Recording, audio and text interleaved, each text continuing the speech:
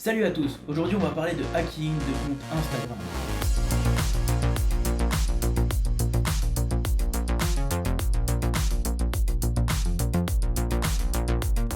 Alors voilà, c'est le sujet qui excite tout le monde quand on parle de cybersécurité, c'est la première question qu'on me pose quand je parle de mon travail. Est-ce que tu peux hacker un compte Instagram? Est-ce que tu peux envoyer des messages au nom de mon ex? Est-ce que tu peux lire les messages de mon ex? Et ça en fait, c'est le fantasme de tout le monde quand on parle de cybersécurité. Alors cette vidéo, ça va être la première d'une longue série dans laquelle on va parler des différents aspects des hackings de comptes sur internet, et en particulier des comptes Instagram et Facebook. Et j'ai choisi de faire une série parce que je voulais parler de tous les enjeux, de tous les aspects du hacking de compte, pas seulement l'aspect technique, on va aussi regarder les aspects financiers, combien ça coûte, combien de temps ça prend, quelle énergie ça demande à un hacker, est-ce que c'est difficile, est-ce que c'est facile, est-ce que ça prend 5 minutes. On va attaquer tous les sujets dans le but de bien comprendre au fond comment ça marche, qu'on arrête de fantasmer sur le hacking d'un compte, de comprendre que ça se fait pas en 5 minutes, et surtout dans le but de pouvoir se protéger contre ces choses-là. Alors, si vous pensez que d'ici la fin de cette série, vous saurez hacker un compte Instagram, bah ce sera pas forcément le cas. Par contre, vous comprendrez mieux comment ça se passe techniquement, et les efforts que ça demande à un hacker de le faire.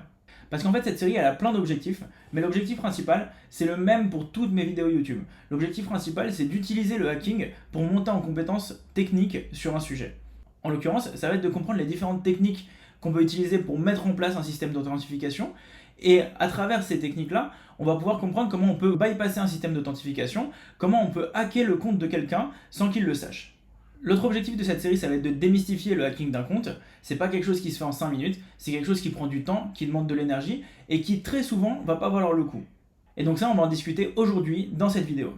L'un des sujets qu'on va aborder aussi dans cette série, c'est les différentes formes de social engineering, d'ingénierie sociale, c'est-à-dire de manipulation d'êtres humains qui permettent d'accéder à des comptes ou d'accéder à des systèmes plus facilement.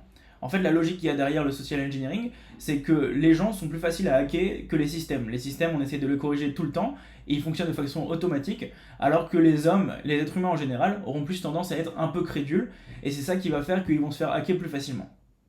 Et ensuite, le dernier sujet dont on va parler dans cette série, c'est sûrement le sujet le plus excitant. On va regarder les différentes failles techniques qui ont été trouvées dans Facebook et dans Instagram, et on va voir comment elles ont pu être exploitées, si elles ont été exploitées, et si elles n'ont pas été exploitées, on va voir pourquoi elles n'ont pas été exploitées, et pourquoi ça valait plus le coup pour le hacker de ne pas les exploiter. Donc en gros, dans cette série que j'ai hâte de partager avec vous, on va parler de plein de choses techniques, on va monter en compétences techniques, et on va apprendre des choses en informatique, et aussi on va apprendre à se protéger contre différentes attaques, tout en sortant du fantasme du hacking de compte en 5 minutes par n'importe qui. Parce que vous vous doutez bien que si c'était facile et que ça se faisait en 5 minutes, bah ça arriverait beaucoup plus souvent. On rentre tout de suite dans le vif du sujet par analyser les enjeux du hacker. Qu'est-ce qu'un hacker cherche à faire? Qu'est-ce qu'un hacker peut faire une fois qu'il a obtenu le compte Instagram de quelqu'un d'autre? Et en fait, c'est hyper important de se poser cette question, parce que si on n'a pas posé cette question, on ne sait pas combien il va être capable d'investir, combien de temps, combien d'énergie, combien d'argent il va vouloir investir pour pouvoir vraiment hacker un compte. Et donc en fait, on va pouvoir distinguer deux catégories. Soit on va vouloir hacker des comptes de personnes ciblées, bien précises, qu'on aura identifiées à l'avance, soit on va vouloir hacker des comptes en masse, on va vouloir hacker autant de comptes qu'on peut. Et selon ces différentes stratégies, il va y avoir différents enjeux. L'enjeu, si on attaque une personne ciblée, ça va être d'avoir accès en particulier à ses messages et à ses publications. Donc on va pouvoir envoyer des messages ou lire des messages au nom de cette personne, et surtout on va pouvoir publier au nom de cette personne. Donc par exemple, dans le cas le plus classique auquel on pense quand on parle de hacker un compte, ça va être de pouvoir lire les messages de quelqu'un ou envoyer des messages en son nom. Mais en fait, on va voir que ça, c'est pas très intéressant au vu de l'investissement qu'il faut pour en arriver à hacker ce compte. A l'inverse, si on arrive à hacker les comptes de personnes connues, genre Donald Trump quand il était président, bah on pourra publier au nom de cette personne des choses, et ça pourra influencer le monde entier. Un autre truc qu'on pourrait éventuellement envisager, ce serait de hacker un compte ciblé dans le but de promouvoir une idéologie. Par exemple, en avril 2018, la chaîne YouTube de Vevo avait été attaquée, et une vingtaine de vidéos avaient vu leur titre remplacé par Free Palestine. Et donc en fait, ce qu'on peut comprendre, c'est que c'est beaucoup plus rentable, si on vient cibler un compte, d'attaquer le compte de quelqu'un de très connu, et en fait, c'est vraiment pas rentable d'attaquer un compte de quelqu'un pas connu, au vu du temps qui va être investi. Donc pour analyser le temps investi, on va en discuter dans les différentes vidéos qu'on fera plus tard, on verra les différentes techniques qui sont utilisées pour hacker un compte, et on verra que ça demande beaucoup d'investissement. Et en l'occurrence, cet investissement, on sera prêt à le faire surtout pour des comptes ultra exposés. L'autre catégorie d'attaques qu'on va vouloir faire, c'est des attaques en masse. On va chercher à contrôler un maximum de comptes, on va chercher à hacker un maximum de comptes à la fois. Et en fait, comme on ratisse large, on a beaucoup plus de chances de taper juste. Et quand on va taper juste, on aura plus de comptes. Maintenant, qu'est-ce qu'on fait une fois qu'on a plusieurs comptes? Quels sont les enjeux d'une attaque de masse? Et bah les enjeux d'une attaque de masse par exemple, ça va être de vendre des likes, de vendre des vues ou des abonnements de comptes qui sont bien réels parce que c'est des comptes qui ont été gérés par des gens avant qu'on les hack. Et donc ça va être des likes qui vont être valides, ça va être des vues qui vont avoir l'air vraies et qui vont faire que le compte qu'on veut booster va vraiment être boosté comme il faut. Et donc ça va être facile à vendre sur internet, sur le dark web, par le hacker qui a pris le contrôle des comptes. Une autre pratique qui est super connue quand on a réussi à hacker un compte, ça va être de chercher à soustraire de l'argent de personnes naïves.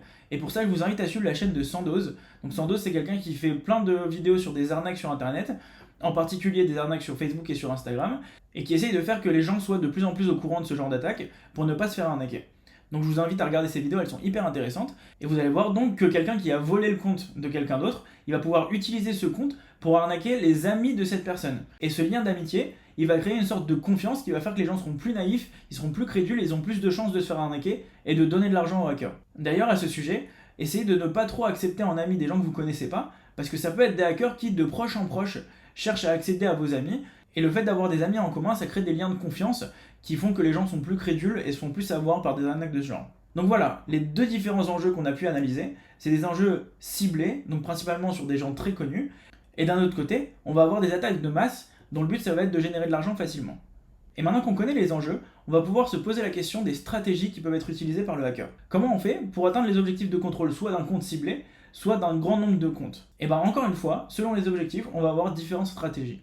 Dans le cas d'une attaque ciblée, on pourra par exemple essayer de mettre la main sur un des appareils de la victime. Par exemple, sur son téléphone ou sur son ordinateur.